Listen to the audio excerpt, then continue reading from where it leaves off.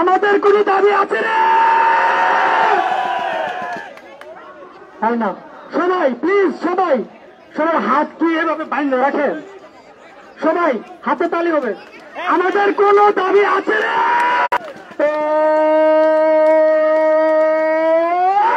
দাবি সবাই ধরো, হাতে তালি দিতে হবে, দিয়ে দাও, নয় পড়ো, হাতে হবে হবে রাবিতে রাবিতে চবিতে চবিতে দুলগেটে নেত্রকোনায় মমন সিংহে শারপুরে জামালপুরে সিলেটে রাঙ্গামাটি সবখানে আইসা গেছে তালি হবে নেবে দিতে হবে।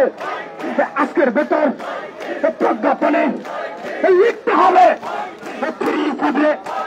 দিতে হবে, যাব না প্রজ্ঞাপনে না নিয়ে। সবাইকে স্বাগত জানাচ্ছি এসিটিভি ডিজিটালে। এই মুহূর্তে আপনারা যে যেখান থেকে দেখছেন আপনারা অবশ্যই আমাদের লাইভটি শেয়ার করে দিন এবং আপনার লোকেশন জানিয়ে দিন। দর্শক, এই মুহূর্তে আপনারা দেখতে পাচ্ছেন যে প্রধান উপদেষ্টার সরকারি বাসভবন যমুনার সামনে চাকরিতে বয়সসীমা 35-এর দাবিতে আন্দোলনরত শিক্ষার্থীদের অবস্থান এবং এখানে বেশ কয়েকজন শিক্ষার্থী অসুস্থ হয়ে পড়েছে, তাদেরকে প্রাথমিক চিকিৎসার জন্য নিয়ে যাওয়া হয়েছে এবং তিনি অসুস্থ হয়ে পড়েছে। টিএসএল পুলিশ কিছুক্ষণ আগে ধাওয়া পাল্টা দেওয়া হয়েছে পুলিশের সঙ্গে। বলতে হবে বলতে হবে চাই, জবাব চাই, আজকে যেন নিতে হবে, সবার দাবি মানতে হবে। এগিয়ে চলে তামাল ছেলে তামাল মেয়ে প্রমাণ করো আমরা যুবক, আমরা যদি দিতেই হবে সবখানে লড়ান লড়া দিতে হবে হবে হবে এবার হবে। প্রজ্ঞাপনে ফিরে যাবে সবার ঘরে, নয়তো বাইরে যাবে না কেউ, দিতেই হবে। যমুনাতে আইসা গেছে সারা বাংলার তরুণীরা তরুণেরা, মুখ দেখাইতে কেউ আসে নাই অধিকারের দাবি নিয়ে রাজপথে নেইমা গেছে। আইসা দেখো আমাদেরই হাতে গড়া উপদেষ্টা গেলা কোথায় সসম্মানে চাইছি এবার দিতে হবে। দিয়ে পরে কথা ছিল 2018-তে প্রজ্ঞাপনে দিতে হবে স্বৈরাচারী তুলনারে তবলিগীরা ফাঁসা যায় নাই। আবার রয়েছি আজকে যমুনাতে। আমরা আজকে যখন এখানে যমুনাতে আসি তখন পুলিশ আমাদেরকে ছত্রভঙ্গ করার জন্য বারবার টিয়ার শেল নিক্ষেপ করছে, কাঁদানো গ্যাস দিয়েছে, এজন্য গুলি করছে। আমার এই ভাইয়েরা গুলি খেয়েছে, তারা এখন আহত অবস্থায় এখানে পড়ে আছে যমুনার সামনে। আমরা 35-এর প্রজ্ঞাপন ছাড়া কোনো ক্রমে এখন আর যাবো না, আমরা পারছি না। আমরা 35-এর প্রজ্ঞাপন নিয়ে আমরা যাব। আর আমাদের এই আন্দোলন একদিনের না, সেটা 12 বছরের আন্দোলন। সেটা হচ্ছে আমাদের যুক্তিক আন্দোলন। করোনার সময় আমাদের বয়স ছিল, বয়স চলে গেছে। করোনার সময় আমাদের কোনো সার্কুলার ছিল না। আমাদের এই বয়সকে আর ফেরত দেওয়া যাবে কোনোদিনই সম্ভব না। আমাদের যৌক্তিক দাবি হচ্ছে আমাদের 30 থেকে আমাদের 30-এর শৃঙ্খলে বেঁধে রাখা যাবে। আমাদের যোগ্যতা থাকলে আমাদের পরীক্ষায় বসার সুযোগ দিতে হবে। এত বৈষম্য হতে পারে না। আপনার 162টা দেশের যদি আপনার সর্বনিম্ন 35 থেকে 45 পর্যন্ত হতে পারে, কোন রাষ্ট্রে উন্মুক্ত আছে, তাহলে আমরা কেন বাংলাদেশ বৈষম্যের শিকার হব? আমরাও চাই আমাদের 35-এর প্রজ্ঞাপন দিয়ে আজকে আমাদের এখান থেকে আমাদের প্রধান উপদেষ্টার কাছে আমরা একটাই দাবি চাই, দাবি আমাদেরকে 35 দিয়ে আমাদের এখানে ঘরে ফিরাইতে হবে। আমরা 35-এর প্রজ্ঞাপন ছাড়া আর কেউ আর ঘরে ফিরবো না। রক্ত যদি লাগে রক্ত দিচ্ছে, আরো রক্ত দেবো, কিন্তু 35 আমরা বাস্তবায়ন করেনি, আমরা ঘরে ফিরবো।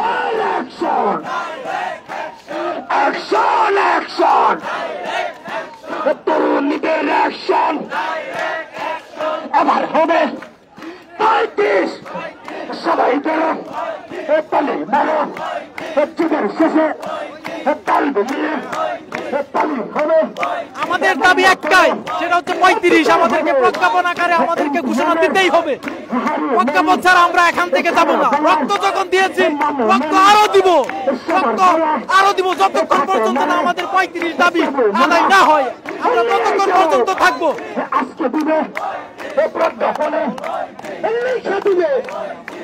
আমাদের দাবি একটাই, 35 প্রজ্ঞাপন হবে। আমাদের একটাই দাবি 35 করা লাগবে। আরেকটা কথা হলো, প্রশাসন কেন আমাদের ভাইকে গুলি করলো, কেন মারলো? আমরা তো এই রক্তের বিনিময়ে আমরা কোনো কিছু চাইনি। আমরা শান্তি সৃষ্ট আন্দোলন করছিলাম। এই শান্তি সৃষ্ট আন্দোলনে কেন প্রশাসন এই গুলি করলো, এটা আমরা তার জবাব চাই আমাদের সরকারের পক্ষে। আমাদের একটাই দাবি, আমাদের আজকের মধ্যে আমাদের এই 35 প্রজ্ঞাপন জারি চাই। দর্শক, যেমনটি আপনারা শুনছিলেন যে চাকরিতে বয়সসীমা 35-এর দাবিতে প্রধান উপদেষ্টার সরকারি বাসভবন যমুনার সামনে এই অবস্থান কর্মসূচি পালন করা হচ্ছে এবং কিছুক্ষণ আগে পুলিশের সঙ্গে ধাওয়া পাল্টা দেওয়া এবং পুলিশের পক্ষ থেকে টিয়ার শেল নিক্ষেপ করা হয়েছে চাকরিরত চাকরিতে বয়সসীমা 35-এর দাবিতে শিক্ষার্থীদের উপর। এবং আপনারা দেখতে পাচ্ছেন যে বেশ কয়েকজন আহত হয়ে আছেন। আমরা এই মুহূর্তে যদি দেখাচ্ছি, আমরা উপদেষ্টা যাচ্ছেন।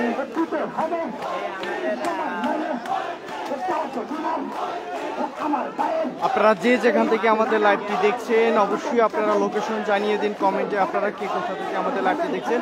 এখানে পুলিশের পর্যাপ্ত পরিমাণে নিরাপত্তা ব্যবস্থা জোরদার করা হয়েছে, নিরাপত্তা ব্যবস্থা রয়েছে।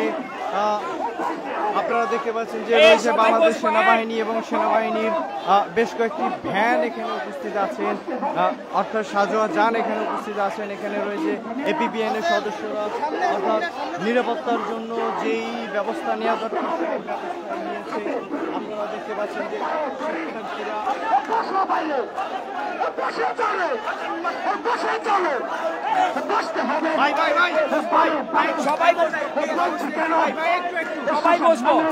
আজকে 6টার ভিতরে ডক্টর মোহাম্মদ ইউনূস স্যার এবং আসিফ নজরুল স্যার আমাদেরকে 35 আজকে 6টার ভিতরে দিতে হবে, নতুবা আমরা আবারও রক্ত দিতে কোনো দ্বিধাবোধ করব না।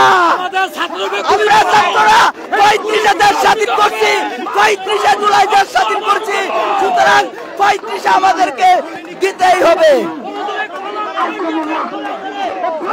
আমাদেরকে টিয়ার গ্যাস দিয়ে গুলি করা হয়েছে, আমরা এই স্বাধীনতা আমরা চাই নাই।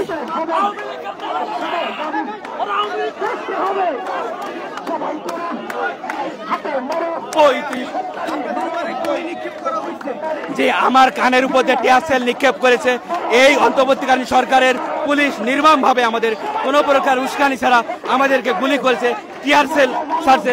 আপনারা দেখতে পাচ্ছেন ইতিমধ্যে 10 থেকে 15 জন ঢাকা মেডিকেল কলেজে ভর্তি হয়েছে এবং অসংখ্য আমাদের ছাত্র ভাইয়েরা এখানে লুটিয়ে পড়েছে, আহত হয়েছে, তাদের চোখে মুখে গুলির চিহ্ন রয়েছে, যা স্পষ্টভাবে প্রমাণিত। এই দীর্ঘ 15 বছর আমরা এই রাজপথে আছি, 35 যত সময় না দেওয়া হবে আমরা এই রাজপথ ছেড়ে যাব না, যাব না, যাব না। আমাদের একটাই কথা, একটাই দাবি, 35 দিতে হবে। 35 না দিলে আমরা ঘরে ফিরে যাব না, এটা আমাদের যৌক্তিক দাবি।